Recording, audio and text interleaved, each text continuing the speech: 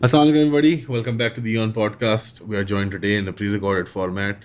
We've had him on a couple of lives. Brother Abdullah and Lucy, you guys know him well from his debates, from his work in polemics. Is polemics a nice way to fair way to describe it? Apologetics, polemics, teaching, dawah, research. teaching, research, and all in all, funny man. Abdullah and Lucy. By the way, you're much more. Jovial and sarcastic and funny in real life. On camera, you have a much more serious. I put on my game face. Yeah. So you've been in Pakistan for 2 months? Yes, 2 months. What started off as an invitation to attend one of my students' weddings. He got married in Lahore and he had a walima in Karachi, I believe. I haven't gone to Karachi, but I was kind of overwhelmed with all the invitations and lovely people, and also yourself. I'm just and it was really overwhelming. And I thought, well, I'm going to explore Pakistan. I extended my trip. It was only going to be maybe a month, and I went to explore both geographically and also explore the society and learn cultural, social sort of. So you've been to Lahore, Islamabad, Peshawar. And then Mansehra, Shukran and Naran. And basically. You didn't end up going to GB, to the Gilgit-Baltistan? No, not this time. So you've been to two provinces now. You've been to the Khyber, and you've been to Punjab, North Punjab at least. Yes. And then the interstice between Punjab and which is Mansehra and Abbottabad, that whole territory. I suspect you went to Abbottabad to pay respects. Abbottabad, visit as President Obama would have called it. Visit the makeshift helipad that they have. That they have there for international visitors. Visitors in the unwelcome night. International visitors. Yes. Visitors in the night. I didn't want to add to that. Unwelcome foreign visitors. So no, I actually just drove past Abbottabad. Abbottabad, yeah. This whole that whole territory, by the way, the North Punjab and in between some of these territories like Galiyat and these are basically sort of the cultural mesh point between the Pashtun and Persian culture coming in from Central Asia and the Punjabi sort of Indus Valley, whatever that culture is. It's like a meeting point, that whole territory. And that's the foothills of the Himalayas primarily, and some and it's a plateaued region. It's not exactly mountains, but it's sort of plateaus, right? That's what you call them. Yeah, the Potohar, as we call it in Urdu. In fact, the Suzuki company used to have a Jeep that was very popular. Suzuki, the Japanese company, they had a little 4x4, very tanky little very, very attractive little car called the Suzuki Potohar. And its logo was a rhinoceros. It was very popular in Pakistan in the 70s and in the 80s. Okay. I don't know if you've seen them around. They're white little box things. They have a big spare wheel on the back with a rhino on them. You might have seen them in the north. They're not popular here anymore, but in the tier 2 cities, in the villages, they still run those old Suzuki Potohars. Suzuki Potohar, they don't make it anymore, right? No, they don't make it anymore. Okay. Yeah, it's one of those iconic. It's a very Pakistani car, the Suzuki Potohar.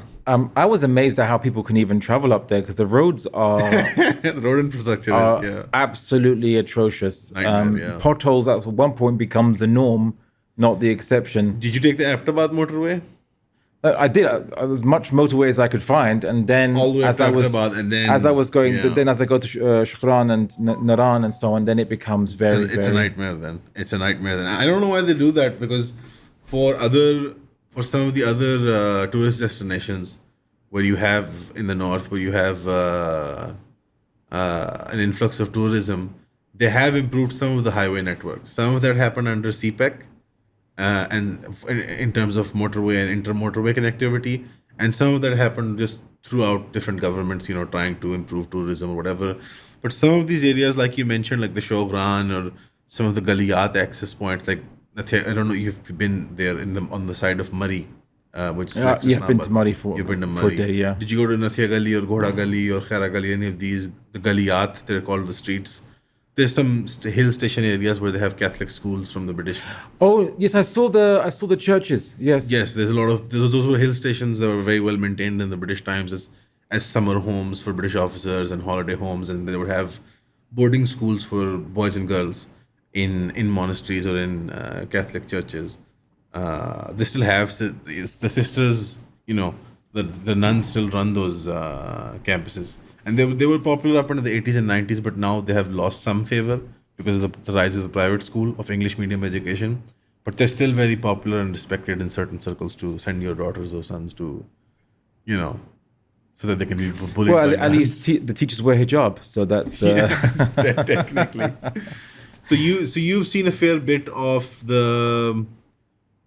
You've seen some tier 2 cities and some villages as well in the Punjab and Khyber. Yes. I mean, even just the journey between Sialkot and Islamabad, you pass through some towns like Sombrial and One road towns. Yeah. Where there's the GT road or a motorway that passes through them, GT road being the Grand Trunk Road, and then that's the whole town. It's like the commercial market, and then in the back you have some houses, and that's it. And then there's sporadic village residences, spread around. Those are the one road towns. Some of those towns are famous for like one kind of food, like one particular regional, one very hyper specific. Like there's one on the GT road called Amnabad. It's a small town, and they make one kind of barfi, which is like a sweet milk. What is I've it, enjoyed barfi? that. The little square. They cut them into squares, but they're The soft, white, soft, white, mushy milk. There's just milk and fat and cream and sugar. And I think that they put in hale, elaichi. What's elaichi in English? Cardamom. They put some cardamom in it. That's about it. That's the only fragrant in it. It's just milk. Well, it's nice to have it with tea sometimes. Now and again. When you want to feel bad afterwards, you just have a thing of sugar and milk. So yeah, those one road towns are really weird. Have you traveled across the GT road yet? Have you accessed the GT road? The Grand Trunk Road? अस्सलाम वालेकुम। लोग बार बार एक सवाल पूछते हैं कि कौन सी books मैं शौक से पढ़ता हूँ, तो हमने ये सोचा कि इंशाल्लाह हम एक बुक क्लब बना लें जिसके अंदर माहवार हम एक किताब को कवर करें, और ये मंथली 4 क्लासेस बनेंगी इंशाल्लाह। इसके अंदर हम 12 किताबें एक साल के अंदर कवर करेंगे। एक लिस्ट है बुक्स की, मैं आपको यहाँ डिस्प्ले कर देता हूँ, और ये टेंटेटिव लिस्ट है। इसमें मैंने कुछ इकोनॉमिक्स की किताबें रखी है, कुछ पॉलिटिकल साइंस की, और कुछ थोड़ी जो नॉटी गवर्नमेंट्स की जो मिसगिविंग्स होती हैं और उनके ऊपर जो इन्वेस्टिगेटिव जर्नलिस्ट ने काम किया हुआ है। हमारी क्लासेस जो होंगी वो एंटरटेनिंग होंगी, फन होंगी, लेकिन सब्जेक्ट मैटर जो है सीरियस होगा। मैं रेकमेंड करूंगा कि आप फिजिकली ज्वाइन करें, लेकिन अगर आपको फिजिकली ज्वाइन करने में दिक्कत आती है, ना पाकिस्तान में नहीं है, आप लाहौर में नहीं है, तो उनके लिए फिर जूम की ऑप्शन अवेलेबल है, और उनको इक्वली एज मच एक्सेस मिलेगा बुक क्लब का। इनकी हम एक सेपरेट व्हाट्सएप कम्युनिटी भी बना देंगे आपकी, ताकि हम वहां पे नोट्स भी शेयर कर पाएं और इन बुक्स को तफसील में डिस्कस करके hopefully we make friends as well इंशाल्लाह। तो इसकी फीस जो मुकर्रर है आप वेबसाइट पे देख सकते हैं, यहाँ पे आपको लिंक मिल जाएगा। तो I hope to see you there at the book club इंशाल्लाह। See you soon. That's between where, sorry, The GT road classically would have gone throughout the subcontinent all the way into Uzbekistan.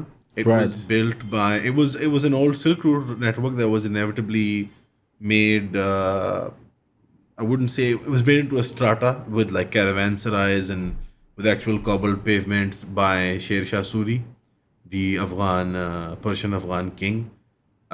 And Rudyard Kipling, when he saw this road, he described it as spectacle. That's where I learned the word spectacle. Spectacle. Okay. Yes, yeah. Because I thought spectacles were glasses. Just glasses, yeah. Well, I suppose there's both vision, seeing something. No, yeah. And then the GT road is, for me personally, it's very awe-inspiring. It's almost a religious experience to see the GT road. I actually get teary-eyed when I see the GT road because I think somewhere in my head the spread of Islam in the subcontinent is very deeply linked to the Silk Road, and then the GT road is the sort of the Grand Trunk Road is the formalized. So you might have traveled across it at some point. I may have crossed because it's not as distinguished anymore. It's very crowded in parts. In parts they have widened it.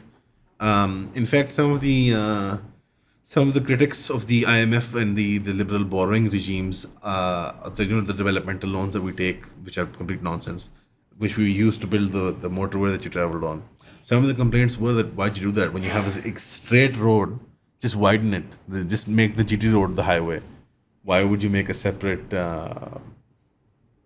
highway network that sort of meanders through Pakistan And that was built by the Daewoo company, by the way. The Daewoo, the South Korean company, which is a sort of an imperial forward company that Henry Kissinger, whenever he would go to any country, he would set up the Daewoo company there. And actually, Henry Kissinger did come during that time and set up. Oh, really? Yeah, the Daewoo company, South Korean. They make buses and cars, but mostly I think they make their cars are sort of defunct now. I think they mostly make buses now. They have a very famous bus service in South Asia and East Asia. In Pakistan, they still operate, but they helped develop the motorway. The Koreans. It was very American. It was the peak Pakistani American love affair when we were buying all sorts of gizmos and F-16s. So yeah, you've seen the motorway. Yes, I mean it's been an amazing experience. I mean, I'm mostly focused on just trying to see different areas where, like obviously Punjab is a lot of farming areas, and then as you go west, I mean obviously Islamabad is really a twin city with Rawalpindi, and the stark differences between Rawalpindi and Islamabad. Someone said, I'm not sure if I remembered it correctly. They said because Islamabad is a little bubble. Right? It's not real. You wouldn't know if it was like, is this Pakistan or where is this? And I think I heard a saying there, which is Pakistan begins 20 kilometers away from Islamabad center or something like this. Or From like 0 point. Yeah, I've heard that. There's a 0 point in Islamabad. Sheikh, Islamabad is like, if any adult human being says that, where are you from? And they say Islamabad, you want to hit them in the face really hard because you can't be from Islamabad. Most of Islamabad is in a floodplain. That's why the British never developed that territory. They kept it wild. Islamabad was a very strange political choice that the military leadership decided on during the first dictatorship that we had at the time of Ayub. It was try to wrestle away civilian power away from Karachi because Karachi was a trading hub and the original capital of Pakistan, and they wanted something closer to the military headquarters. So, yeah. And Islamabad, a lot of the outer sectors of Islamabad are very prone to flooding and landsliding, even though they're very well designed and it's all made on grids or whatever. But it's not the ideal place for a capital because it's earthquake prone, it's landsliding prone, it's especially flood prone because it's like in a basin, right, in the mountains, in the plateaus of the Potohar region. And Islamabad doesn't have its own cuisine or culture, or Pindi is a real old-timey, city. It's like a real place, an important stopover on the Silk Route, on the GT Road. Islamabad's made up. I hate Islamabad. Oh, really? I really hate Islamabad. Most foreigners like Islamabad because it's sort of, they can wrap their head around it because it's on a grid and things make sense, and we don't like that. The roads are quite good. Yeah, we don't like that. We don't like things making sense. Not well maintained. We like the chaos of Pindi. The chaos. Yeah, I'm curious to see Karachi to see how it matches up. I heard Karachi is I don't think the epitome of chaos. I don't think you'd be able to cope with Karachi. Okay. Like as any white autist, like anyone who likes order, they cannot cope with Karachi. Karachi and Bombay are like very chaotic. I've seen both, and they're very chaotic. In did you end up in Pindi? Pindi has a weird mishmash of Khyber food and Punjabi food. Did you end up trying any chapli kebabs or any other? I had the salt meat. Khyber Shinwari kind of fish dishes and things. Sorry, in Islamabad, there's a restaurant there. I think it was Islamabad.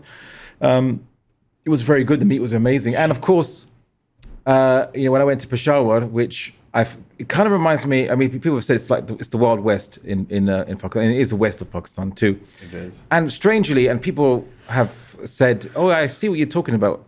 If you obviously when you go in, it looks a lot like Mexico, or Mexican designs and things. Yeah, and I met a guy who actually, I think he was like the brother-in-law of a friend of mine I met. There's a good friend I met called Waqas. He's like. He's head of this co-working. He owns this co-working company called Paxico. Shout out to Waqas and Paxco. Oh, it's actually top quality. It was amazing. So that was in Islamabad. Right. So I met his brother-in-law who came from, I think it was, I forgot it was maybe West Coast of America, but he spent time in Mexico. And when I said, "Hey, you went to Pashawa?" And he goes, "Yes." "And you've been to Mexico?" So yes. Don't you? They look very similar, like the designs and that Mesoamerican, Mesoamerican, which originates From East Asia, from Al-Andalus or Spain, just after the Muslims lost political control, but their culture was still strong. So when Columbus and all them lot at that modern time, Mexican design is influenced by Andalusian design, you think? yeah, Latino and Hispanic The aesthetic is it's very much, yes. There's a lot that's very similar and would be out of place in Morocco and things like this. So when I pointed out to him, I was like, oh yes, it does. And the main color palette in Peshawar is brown, yellow, orange, right? Yeah. And that's very Mexican in many areas. Yep, very Mexican. In terms of the climate, though, Peshawar is a bit. Is Mexico City hot? It can be hot and very hot in summer. Right. I think it's drier. I have to check. I got the impression that it's a hot and more drier climate, but I could be wrong. So maybe because I think the Gulf of Mexico, maybe there's there's some humidity. With Peshawar, when I was a kid in Hollywood movies, they would always refer to it as Pesh, and I would never pick up on what is Pesh. The CIA operator would always be like, I met him back in Pesh, and I'm like, what is this obtuse European Transisteria or whatever? It's like when it's like when they say I was back in the Moog, like from Mogadishu. Yeah, back in the Moog. Yeah. So then I figured out this Pesh is Peshawar, and I was very shocked by that. I thought it was like some tiny Eastern European, unknown principalities as ex-Soviet, whatever, Pesh. Oh yeah, Buddha and Pest. Yeah. And I find out it's just Peshawar. It's just Peshawar. It's not really a war-torn city or something that you have tours of service in. But anyway, no, but to give it such a nickname. But you know what? In the 80s, 90s, and 2000s, they had the run of it. CIA, military contractors, they were running around everywhere in any major city in Pakistan. And I remember when I was a kid, my friend, when we used to ride our bikes, he used to say, that house, that's Blackwater. And all military contractors were Blackwater in our head, by the way. We used to call them Blackwater. Blackwater is called something else now, right? Eric Prince is some other name. Yes, they had a rebranding. They made some millennial. Because obviously the problem with them was simply their brand, the brand name. That was the only problem. Brand recognition was So I remember there was a lot of safe houses in Lahore, in Peshawar, Abbottabad, Islamabad. Lots of safe houses, and they would be distinct, and then they would have these huge electric barricades which would come up with the giant stop signs, and they would have cat lights out front, and they would have big guard posts or big wiring and fencing, and they would always make like this sort of very deep, like they would always have the houses with very deep driveways, and then you would have like this little compound in there, and there's a lot of them now. Alhamdulillah, they're mostly gone. Obviously they still operate.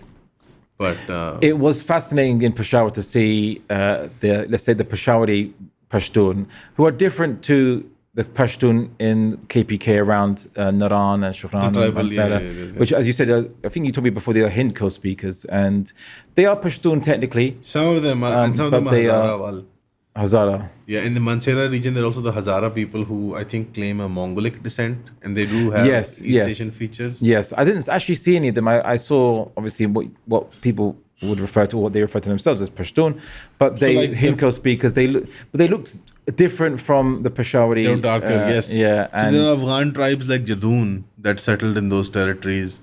They're darker skinned. And they have rounder noses and more rounded features as opposed to the sharper looks of the northwestern Pashtun people. But they are Pashtuns ethnically because it's a bigger ethnic group with different kinds of racial inputs.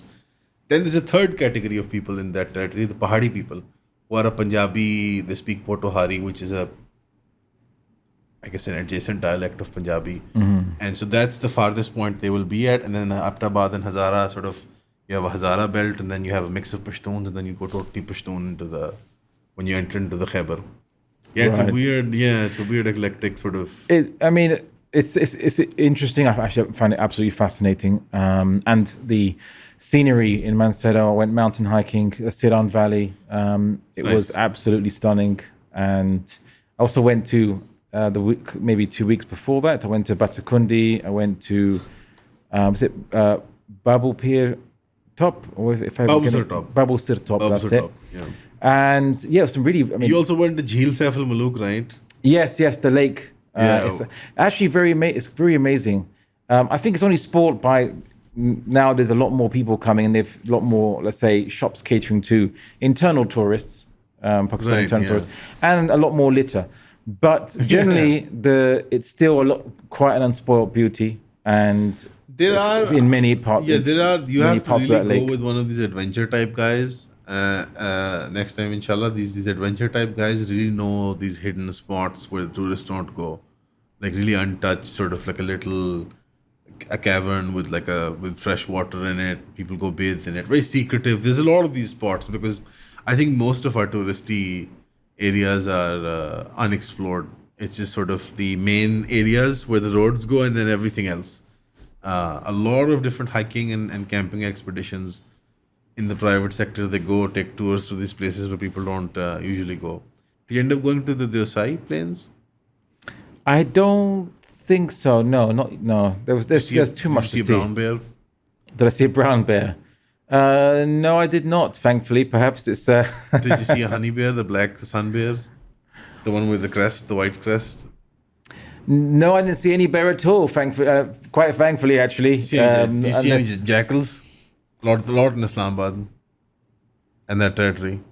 They come at night. What in the city? in the Senate or sorry. The ones in the Senate, those are wolves. Okay, yeah. All right, so different species. Different Okay, species. Yes. Canis lupus. Okay. No, the jackals, you can see a lot of them in the parks in Islamabad if you go at night for a walk or something. A lot of jackals in that territory. Or did you see any of the owls? And did you see any weird native fauna, flora, anything that caught your eye? Did you see did you see the mongoose, the yellow-bellied mongoose we have? It's called Neola. It's a very unique mongoose. I don't think I don't really think I noticed much. You could say, ground walking wildlife. More, there's different kinds of birds. The birds are quite interesting. I noticed. I actually didn't see much. You could say, I mean, just cats and dogs. Very tragic. For the most I think part. you were in the main sort of more populated areas. You didn't really go in deep for a hike with like camping. One thing that did surprise me, and that's obviously because where I come from was I noticed in Manseda that I went to some villages and I noticed said, oh, that's a very weird smell. It's like slightly familiar because obviously I used to go to university and there were shared dormitories and you couldn't control who your neighbors were. Let's just say. Yeah. Like that's a very familiar smell, and what's going on there? And then I saw like, oh, those plants look very. Yeah. Wait, that's not. It is. What is it? And everywhere. It's Mary Jo and Juana. Mary Jo and Juana grows everywhere. Yeah, just everywhere. Mary Jo Kwanzaa everywhere. And I was quite shocked. Like it's everywhere. And I like the smell of it. I find it to be pleasant, like an earthy. It grows everywhere. It's a wild weed. It grows everywhere in your yard, on the motorway, just on the street. I guess it's a very thriving. It's a naturally occurring plant, of course, but it was just weird for me to see like this is everywhere because I think it's illegal to grow it in the UK. Is it illegal to grow it in the UK? Yes. Did you have a special license to do it if you had to like provide for medicine or something? I'm not sure about licensing, but it's all I know is that So you guys just import all your marijuana? I actually don't know how it works there because it's obviously still illegal in England. It's legal in Canada. Is it decriminalized or? No, it's not decriminalized. It's still criminalized. But I think what the police do is they only punish dealers. They don't punish. Because I've been to the UK and everybody's, rolling joints in the street. The police don't generally arrest or imprison people that carry, as long as you're not carrying an amount that beyond a certain. That could be only a supplier would probably carry. We have a huge cannabis culture in the north of Punjab and Khyber. Huge. Can't think why. huge cannabis culture, and they don't smoke marijuana like the leaf. I think there's a difference, like the leaf and the flower, and they sort of cook it and make like a little paste out of it, which is the difference between cannabis and marijuana. Right, and turn it into a green barfi or something. No, they don't eat it. It's not edible, but they make like a sort of a dried. I don't know the difference, the scientific But here we do cannabis as opposed to marijuana, which is the leaf, I think, and we smoke the flower. I don't know the difference, but there's something that we do that's different to the more American European style. But a huge culture. You might have even smelt people smoking it everywhere, especially in the tourist I didn't areas. see anyone I could identify smoking it. It was just the smell coming from the plant The itself. plant itself, true, very fragrant. Yeah. Because it was like so much of these the plants everywhere, and I just I've heard that this was used couldn't avoid it. as incense at some point in history, different parts, in different cultures. Possibly. To be honest, I haven't really studied the history of weed. That is an area on my maybe some I'll put on some to-do list or something very, very far away on that to-do list, the history of cannabis. But it's certainly, obviously, there's many different forms it's been consumed in or used in, and what fragrance wouldn't surprise me. They just probably light it and then close all the doors and windows. Have spiritual experiences. What's it called again?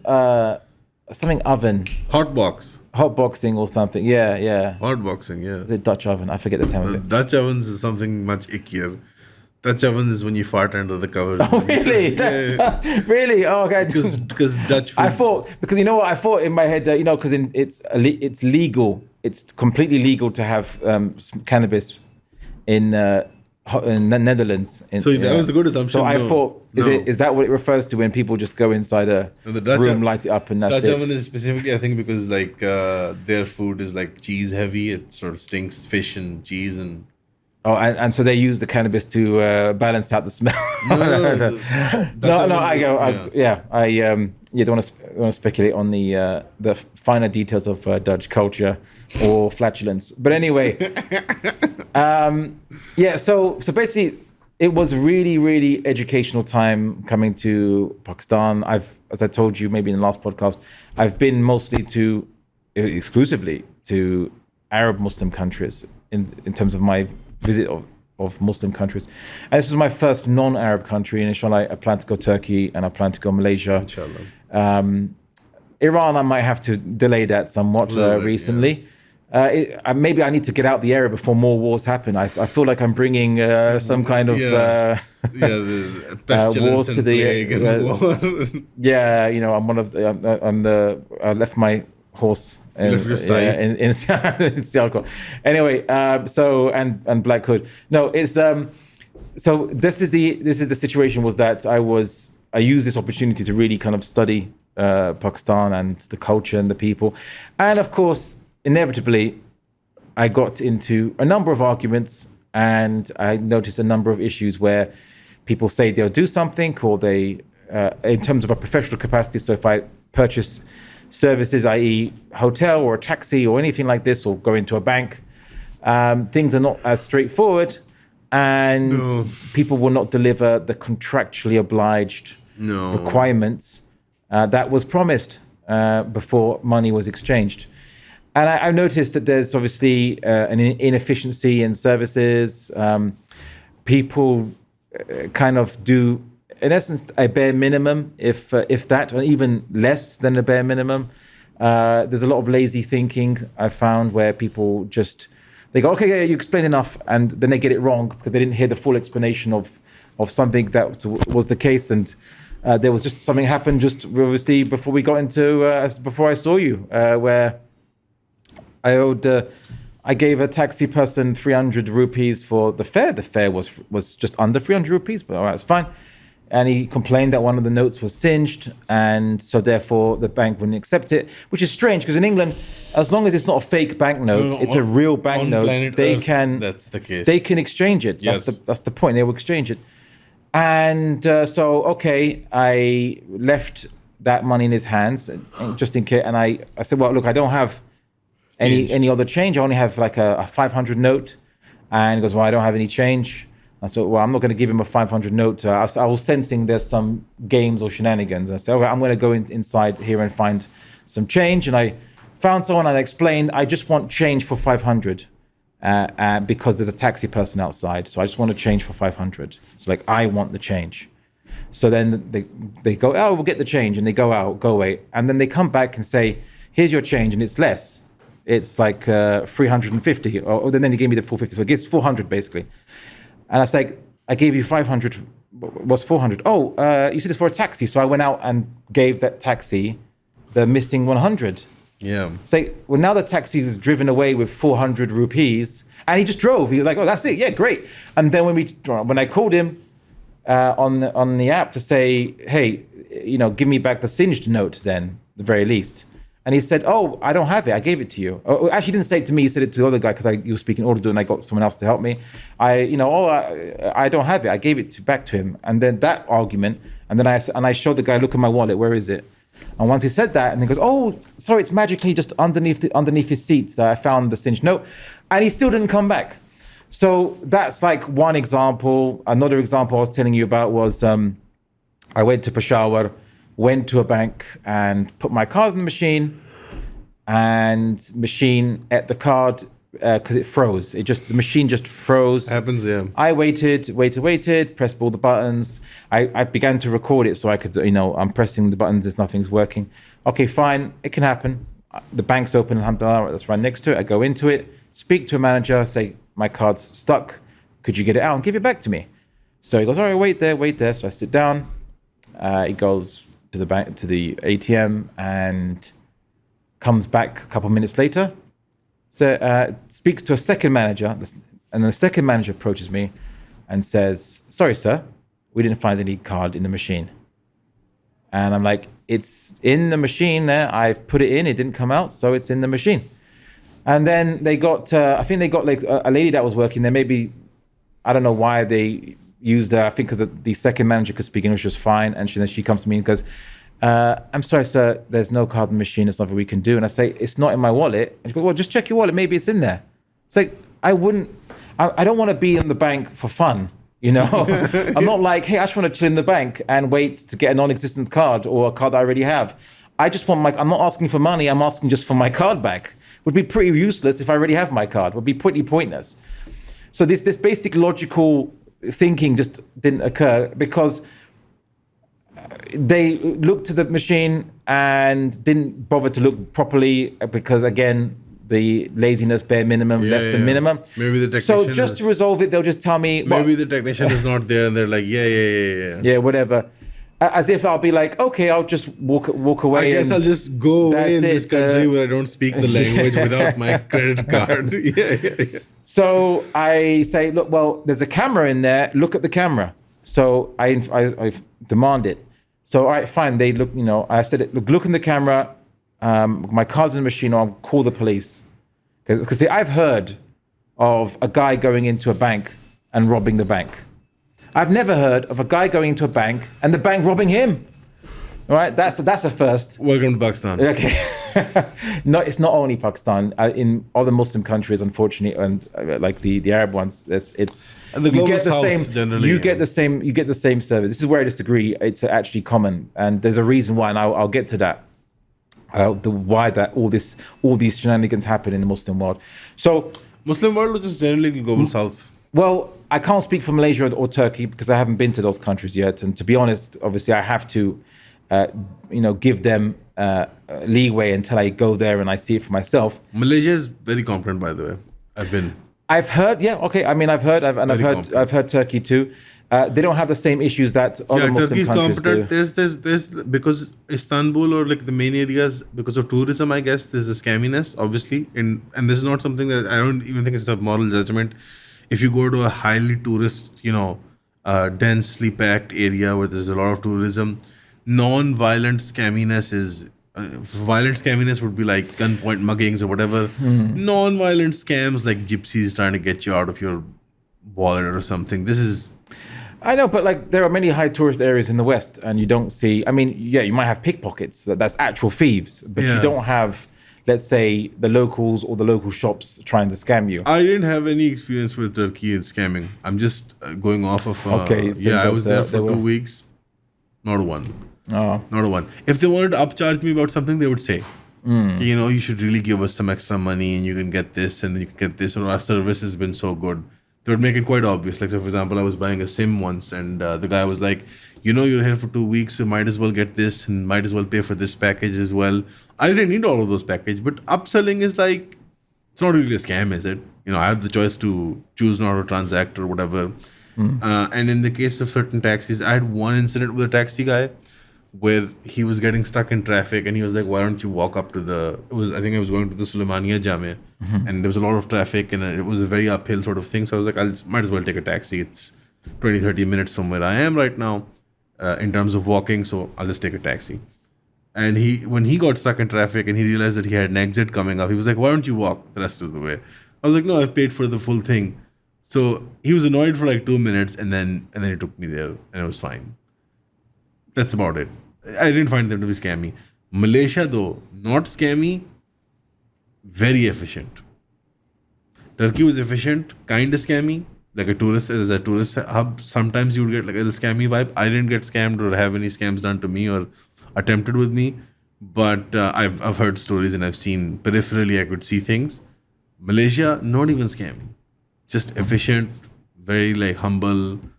Maybe with some of the Tamils or some of the Sri Lankans or Pakistanis or whatever, you might get some scamminess, but the actual Malay people, zero scamminess.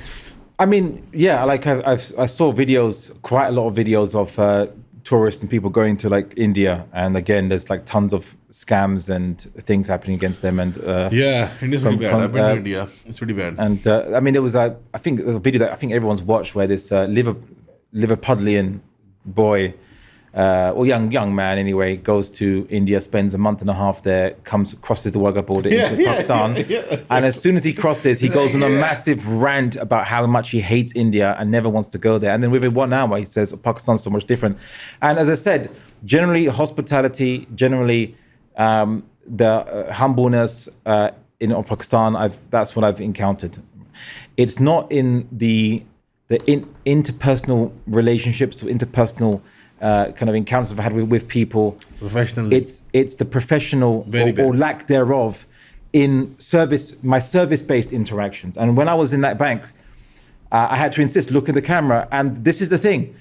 The guy, they opened on their computer screen, they looked at the camera and they saw me going in, card goes in, and my card's bright orange because I have a travel card. And it's one of those, that bank has a bright orange card. Put it in, card goes in, card doesn't come out, and then the security guard comes, and then you can see the manager comes and he opens it up and he has a look, and he does something like this, which I thought was weird, and like, anyway, I don't know what's going on. I don't want to presume. So then he goes, and then they watch the computer screen. They see that card goes in, card doesn't come out. Now, I don't want to argue about philosophy or quantum mechanics or anything like this, but I thought that if you see a card going in and not coming out. It's in the machine. I mean, there might be ikhtilaf on this, different madhahibs and things have different opinions maybe, but if a card goes into this little container and nothing else comes out of that container, and nothing comes out of that container at all, not the card, nothing else, I thought it would be safe to assume the card's still in the machine, right? And they watched it, and then he turned to me completely serious-faced, straight-faced, and saying, "Yeah, I'm sorry, sir, but there's no card in the machine." Maybe it's in your wallet. Right? Maybe, yeah. And so I had to say, "Is this a magic machine? Yeah. Is this done by this an old magician, David Copperfield or Paul McKenna? These like old. I don't know David Copperfield. Yeah, magicians. Did they design your ATM machine or something? Yeah. Is that like a little trap door underneath it that things go out, right?" And I said, "I'm going to call the police. This is like outrageous, and I just won't stand for it because it's ridiculous." And I said, "I want that as evidence." So then they the second manager goes away, talks to the first manager, then the first manager goes in to check the machine, and within 5 minutes comes out, and then he doesn't go to me. He goes again to the second manager. Second manager, as the intermediary, comes to me and goes, just like it was part of the course. "Okay, sir, so we found your card in the card machine. It was stuck in the card reader." That'll be $4.99. Yes. The thing is, anybody who's listening to this right now would be shocked by the way, they wouldn't be shocked by the way the taxi driver or the bank managers were acting. They'd be shocked by your diligence, by the way. So this kind of perseverance to try to get, like, even if it's like a couple of pounds, just, a couple of 100 rupees, whatever, even if it's a minute thing that you can easily resolve by just ignoring it, that is the Pakistani mentality, where we will not try to. So, for example, if you get into a car collision with another, fellow motorist, you wouldn't. The idea is that you wouldn't fight it out. You wouldn't duke it out. The idea is, oh, chodo yaar, oh, let it go. Who cares? So there's an attitude of not trusting public institutions, private or public or otherwise, to get resolution for your problems. The idea is to sort of just look the other way, and so that is maybe. So if more people were like that, our professional services would be maybe more professional if they felt a bit challenged. Well, I mean, I've been pondering on this quite a bit because, in a sense, I wanted to study, you say, the Jahiliyyah of the Muslim world. Yeah. And to study why the Muslim world is declined as it is and why people act the way they do, what's going on. It can't just be a bunch of coincidental cultural practices or things. The mindset is there's something that's common in this mindset that it's in too many countries to be just a coincidence or a local issue.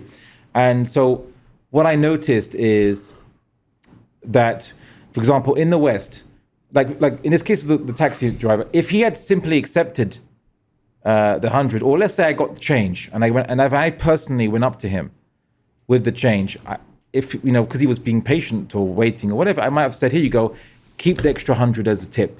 Yes. Okay, I've actually been tipping quite a lot here. Try to, if I see someone's polite or very nice, I try to give them a tip. Okay, tipping culture, great, I understand it. I want you to, to have a pleasant experience with me as a customer, as I with you it's as a reciprocal, that provider. I respect that you gave me good service and here's your tip. You gave me extra in terms of patience or. You made sure I was comfortable. Is the aircon enough for you? Even just asking me questions, even just wanting to make sure that I'm okay. And even if it's just that's your minimum job, I want to show some appreciation for that. But because of that, it's like, well, now I don't want to give a tip, and even worse now, the shenanigans was I'm going to now drive off with that damaged banknote, which is acceptable. Even though he was arguing as that legal banks, tender, yes. Yeah, that banks. Here's the thing, like what you described is perfect, by the way. We have positive incentivization, so people will tip. We have a big tipping culture. You might have noticed that, but there's no negative incentivization. If you screw up, most people will look the other way in any professional transaction. And that's the issue, because I also ask myself, why in the West, and this is normal practice, even for something like, I don't know, 50, you owe me 50p, you owe me £1. Something mundane, yeah. Because 100 rupees, obviously, when you exchange into pounds, it's not much. It's not much in PKR even. Okay, yeah, I mean, 100 rupees. It's not a lot. Sometimes if you give a beggar 100, he'll be like, "Is that it? Yeah. Is that it, my guy?" Yeah. But here's the thing: it was the principle. It's like I can't let this go, and I need. And this is what people in the West generally think is I need to basically how can we resolve achieve this in the global South, in the Muslim world, this kind of European pettiness? Pettiness, yes. Well, I think the same would be in Japan, in China. Yeah, I think it's not just European. Well, I found. I mean, I understood the answer, and I've said it before in very general terms, but I'm going to, in a way, map it out, which is. The issue is that there's a lack of purpose. The Muslim world has a lack of purpose. And I will now connect the dots to that, to how we get from lack of purpose to our ATMs are magic. So it's basically this. If you have no purpose in life, your life is simply to exist and get from A to B. Your life to death, with minimum A to B, attrition. With the minimal effort possible. Make life suck as least as possible. To just living. And that's what it is in the Muslim world. And in many other cultures, no, it's not only Muslim world, but it's many other cultures is that I'm born, I live, and I just basically, let me just get through it with the least amount of suffering or irritation or effort possible. And that's it. So they just say, it's best to let it go, let it go, let it go. And the problem is that because people are willing to let it go, then those who are service providers then know that, well, then it's not necessary that I give the full service or the full quality because people are going to let it go anyway. So then I can let it go as well. And then everyone begins to let it go. And it just becomes a loop of basically decreasing quality service and doing the bare minimum or less than. Sorry? Then we create a culture of mitti pav. Mitti pav is Punjabi for put dirt on it. Put dirt on it. Okay. That's a way of saying, be done with it. You know what I mean? People say that actually.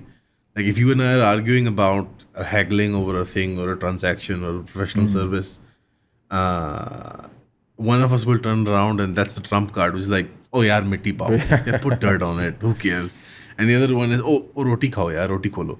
Which is if there's a bigger argument going on, with bigger groups of people, any few dozen, few hundred, whatever, in any sort of communal setting, people will be like, let it go. Let's have some bread, roti khao, which is like, yeah, roti khol do. Can you open the food? It literally translates to open the food, but it means can you take the lid off of the thing? Can we start eating? That's an actual thing we say, and we don't just say it in professional services. Our politicians say this. One of the chief ministers of Punjab was very famous for saying those two lines.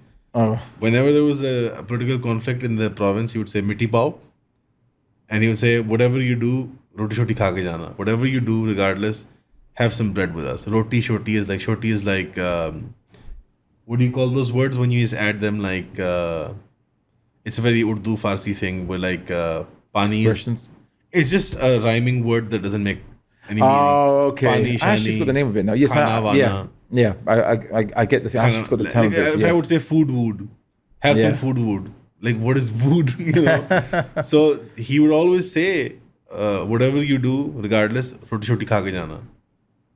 Bread ved, have some bread ved or whatever. Well, that's a chief minister. Unfortunately, when it comes to a lot of politicians and the rights of the people, they also say, is it mitti ko, right? Mitti pav. Mitti pav, that's it. Like just some dirt on it. Yeah, put dirt on the people, and that's the thing. It's a vicious cycle. It is. And what makes the West different and China and those other places and Japan different is very simple. They have a purpose. And the purpose is not even their true purpose in life. It's just, it functions, any purpose, whether it's true or false, has the same effect, more or less. Yes, it might not be the right purpose and it might not fit human nature properly. Describe their material purpose as? Well, what drives them? Before I get to that, I'll connect with their aqidah, where it comes from, and what their beliefs are. But their purpose gives you an ideal to aim for, and the ideal is not actually fully attainable. But that's the point of the ideal, is that it provides an endless source of needing to improve. Because humans only act out of necessity when they feel it is necessary to do something. And if you say, well, aiming for perfection is necessary, or trying to do the best you can and making the best consideration, best plans and so on, in the most efficient manner is necessary, then people will do that. If it's not necessary, then people won't do that. So in the West, the aqidah that they embraced, which it functions as a purpose, even though it's a false purpose and even though it produces misery in their society and life because it doesn't fit human nature, but still, it's still a purpose, and it is individualism. And individualism simply states that there is nothing higher or greater or more important than the human individual, and that the purpose of the individual is to seek or pursue quote unquote happiness and maximize it, which then was defined by somebody Jeremy Bentham, John Stuart Mill, but even before that you could say Thomas Hobbes, as incessant and continual pleasures and minimizing of pains, consumption basically.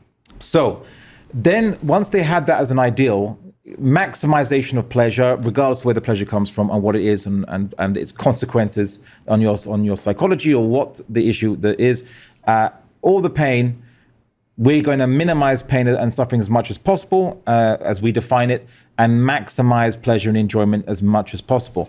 And when you have a culture that is based on that aqidah, it organizes everything. Everyone's on the same page. Whoa. So everyone says, all right, well, if I'm going to offer a business, for you to come to my business, I have to show you that I maximize pleasure for your money to its most, its peak, and I minimize pain and suffering to its minimal amount, and so on and so forth. But hold on, like, isn't the aqidah of this modern, developed nation, any individual in it, like a Japanese or Chinese person or Westerner, isn't their aqidah by default the same as the sort of the default setting aqidah of the third world guy, who wants minimum attrition from point A to point B. Isn't that a kind of individualistic purpose that would drive them to also provide excellent services then? No, it's It's very minimal. subtle. It's see, one is exist with minimal effort, and the other one is do lots of effort if needed. Right, to gain maximum utility. Gain maximum pleasure. And Okay. many Arab, thinkers and commentators, when they went to the West, when they went to or even America, they're like, wow, the Americans don't sleep, don't stop. They just, or like robots, they're just constantly working all the time. When are they going to just relax and do nothing and just chill most of the day like we do, or whatever?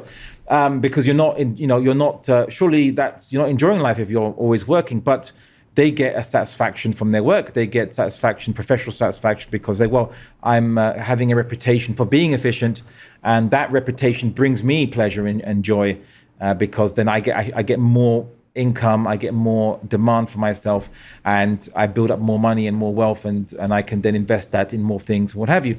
And I think it's best shown through a actual Portuguese joke, which I'll tell you. There's a part in Portugal called Alentejo, which is it's a lot of farmers there. I don't think they're particularly lazy, but they've got a reputation for being lazy, basically, in Portugal. Everyone has a region in their country that is somehow more lazy than them. Anyway, so there was a joke that an American, because Americans in Portuguese culture are associated with industriousness. So there's an American businessman or entrepreneur walks by, and as he sees a farmer underneath a tree sleeping. So he's like, "Excuse me, sir, why are you sleeping? And, why aren't you In the field. going in the field, working as much as you can to get, a good crop?" So the farmer says, "Well, why should I do that?" And then the industrialist, the American, says, "Well, because then you get more income. And with more income, you can then, maybe invest in farm tools and for tractors and things." And then the farmer says, "And why should I do that?"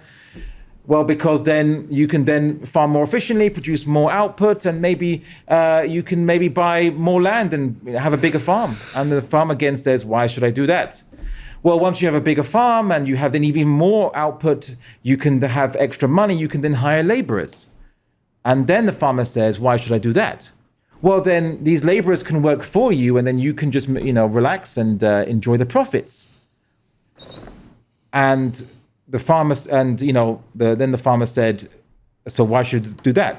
It's like, well, then you can have ease, and you can, enjoy and, lay back, and things get, and that's it. You can just have an enjoying life where you're just laying back. And the farmer said, "Is that not what I'm doing now?" Yeah. Right. That is the mindset in the Muslim world and in other declined countries. Is it the futility of material concerns that forces us to be like, what's the point? Well, a mix of defeatism is in there. But my hypothesis for Turkey and Malaysia, and it's just my hypothesis because I haven't gone there yet, is that they are somewhere, because they've been westernized, they have somewhat adopted that creed of individualism to a more extent than other parts of the Muslim world, and hence it somewhat functions as some kind of modern society, as some kind of purpose that directs them. Now, in communism, which also the creed is individualism, but it's meant to be manifested by the best way to achieve individualism is to share capital. That's what makes them different from liberalism, or otherwise called capitalism. But essentially, it's still the same material outlook. There's nothing greater than the individual, and the purpose of life of every individual is to maximize their happiness and minimize their pain. And that's the issue, that we as Muslims, we actually did have a purpose, and that we lost it, which is our purpose was maximizing the pleasure of Allah subhanahu wa ta'ala and minimizing his anger against us, and him being upset with us for disobeying, and so on and so forth. I use the word upset in a very loose way, because it's not like he's upset like humans are, but because we can't hurt him or affect him. But the issue is this: when we put Allah subhanahu wa ta'ala's pleasure as our purpose in life, then we made our societies very efficient, and very our national interest was Allah's pleasure. We made our banking system, which we kind of somewhat invented, merchants and distribution of wealth was very efficient. We had obviously Beit al-Mal with departments which were each directed at maximizing efficiency. The bureaucracy was very, very efficient, and people were generally content because everyone was on the same page. Your worth in society was how much you were maximizing Allah's pleasure, i.e. taqwa, and minimizing his anger. But in this society, when this society has no purpose, all that's left is, well, it's a chaotic society. There is no common hymn sheet or song sheet that everyone sings from. So all that's left, and this is not epiphany I came to, is much akin to what gangsters would call street cred. See, gangsters can't rely on the law. If I'm a gangster and I sell you drugs and you don't pay me those drugs, for that money, you say, I'm taking the extra 100 rupees. I can't go to the cops and say, hey, he hasn't paid me for my drugs. This is like, illegal, or this is wrong. The police would arrest him, true, but arrest me too. I can't rely on the police. I can't go to the norms of the law and order. So the only thing I have on you to enforce respect for my rights is fear or respect, right? My reputation. And that's why in the Muslim world, people will not let it go when it comes to their honor. They'll, and I've been to Pashawa, and I even saw an argument.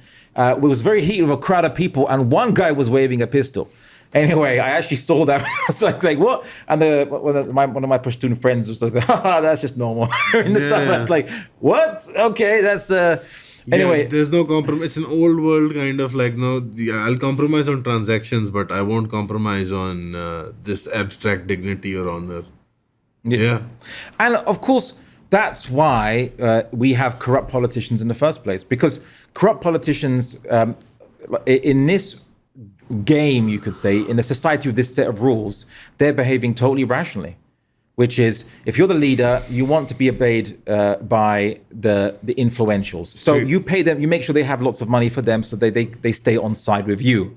If not, they'll find someone else to replace you and you get replaced. So at least it's better you being at top of the corrupt pyramid than someone else that's not you being on top of the corrupt pyramid and you don't get your rights. So, well, you can get more than your rights, but you get the point. It's better people are listening to you as the dictator than not a dictator and you're being the oppressed. So better the oppressor than the oppressed. And then these rich folk, which again, they don't see Pakistan or any other Muslim country as with the lens of I need to we all have a purpose in life and we need to align Pakistan with this purpose, which is Allah's pleasure, or even individualism. For them, it's okay, well, they'll say in every Muslim country, there was a typical term that Donald Trump would use, shit hole. And that's how these rich people view their own country. That's how they view their own country. Which they can siphon money out of. So if you view it as a lost cause. But there's money there to be made. And the only way that you can have any civilized the only way that you can have any civilized life like an average European or Chinese person can is if you have so much money that you can make sure that your little fortified compound has all the running water it wants and the electricity. You also buy your way into their society. Yeah. With you have to passports and real estate, because getting what would be minimal human services in any other country here is a luxury. So you have to be rich to get what would be minimal human civilized services here or abroad. You would have to pay money to get it. But in a country west or in China, you don't have to worry about blackouts or no water coming. No. The politician who is treating the country like a shithole and then getting resources out of it either ends up, private. Actually, both always. That they privately secure the home front for themselves in their gated communities, whatever, with running water, electricity, and the like, and they will buy their way into European or Western society via passports or permanent visas. Oh, I see what you're saying. As in, just having access into literally set their kids European up. society. They literally set their kids up in the UK and in America and Canada. Like most politicians, most generals, most higher up bureaucrats. Oh yeah, of course. Their kids are set up in the West. Send them to if your children have a medical problem or any family member, you can send them to a Western hospital, and that needs to have lots of money, and that money has to come from your own people. and at the expense of your own people. But hey, better you than them. And that's better you having the money. So you heard it here first, guys. If you want your public political system to be fixed, you have to fight with your taxi driver. You have to fight on principle. I would say something else, which is we have to press a massive reboot button on our mindset. We need to have an intellectual and cultural revolution. Not Chairman Mao, not the Chairman Mao cultural revolution, but simply non-violent, academic, intellectual one. Yeah, by cultural revolution, I simply mean that we need to change our deen, and by deen I mean the way of life we're following, which can encompass Islam is only part of that deen. It's not the deen, and replace it with only Islam as our deen, as our way of life, and embrace the purpose of Allah's pleasure is the only and maximal concern that we should all have. And then we will begin to progress. All these other issues will actually disappear as society naturally aligns itself with being more efficient to achieve this purpose, being optimized to achieve this. This will happen naturally. You don't have to start arguing with every single one, but you'll see people argue on principle by default. You won't have to tell them to do it, because they'll say, well, look, my Muslim brother, you gave me an amount of price. I paid that price, and I gave you... The product turned out faulty or whatever. The product is faulty, and because as a Muslim, Allah stipulates to us, the creator of the entire universe, the only reason for us having any meaning, He stipulates that you must honor your word in your contract, your shurut in Arabic, and you're not doing that. So I need to now tell you this, and I need to forbid the evil and call to the khair. I need to forbid the munkar and call to the ma'ruf, right? This is arguing with your taxi person, so to speak. The Quran tells you, Amr bil Ma'ruf, commanding, and deny and rejecting and negating the falsehood. Not the falsehood. You also heard here first, guys. Abdullah Andalusi is a big Imran Khan guy. Is that his phrase? Yeah, he used to talk about Amr bil Ma'ruf near the end when he was kicked out. I'll say this. Mohammed Morsi and Imran Khan and very dissimilar. Any others, anyone that thinks that they, as an individual, they can somehow change a system simply by going into a leading position, doesn't understand that the nature of the problem. The nature is the society and the game, the rules of the game itself, rather than simply not being a good enough player in the game. To simply say, don't hate the player, hate the game, right? The game, because the game makes bad players, and trying to be a good player in a bad July game. 2025, Abdullah Andalusi, we're at the player haters ball. The player haters ball. Thank you for giving us your time, Sheikh. But Barakallah feekum. Barakallah feekum. Sorry about that. We were hoping we would have more time with you, but I think it's your last day, penultimate day. Penultimate day, but koi masla nahi. It's Heard on it. On that then. Barakallah feekum, brother. Thanks for having me. Thank you so much, Jazakallah. And by the way, I will say that there were people I've met that were very impressive, and one brother I met that was very impressive and had this idea of maximizing services and minimizing like issues and problems with delivering a service and making sure like good user experience. Was when I went to this co-working space called Paxico in Islamabad. The brother that owns it, Waqas, amazing brother, and I was amazed how he talked about not just high-speed internet, and like the environment was very well designed. It can give WeWork a run for its money. If you know WeWork, it was like it was a co-working space that was designed to be hip and cool and like for creatives. Right. But also he was very inventive. He was telling me about, he has a system whereby if one person hogs the bandwidth, it automatically adjusts to make sure that that person's capped and it doesn't minimize anyone else's bandwidth. Right. It was really amazing. It was like innovative, and I was like, this is what we need more in Pakistan. More like this. So if you ever in Islamabad and you need a co-working space if you're an IT guy or startup or doing any kind of business and you use the internet, go work in Paxico. He hasn't paid me to say this actually, but because he's such a wonderful brother, and I was so impressed with his industriousness that I thought, look, we need to reward people that are generally going to improve Muslim society. And doing problem solving. Like that. Yeah. Inshallah, if we go to Islamabad soon, we'll go and see your brother Waqas at Paxico.